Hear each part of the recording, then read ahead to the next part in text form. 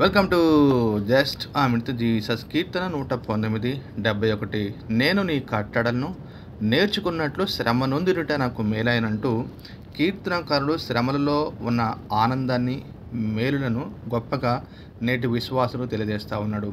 ఎందుకంటే దేవుడు అనేక సార్లు పరీక్షించినప్పుడు, అనేక సార్లు విశ్వాస సంబంధమైన పరీక్షలు పెట్టినప్పుడు అనేక మంది కూడా దేవుని మీద తిరస్కారమును అనేక మంది నిందిస్తూ ఉంటారు.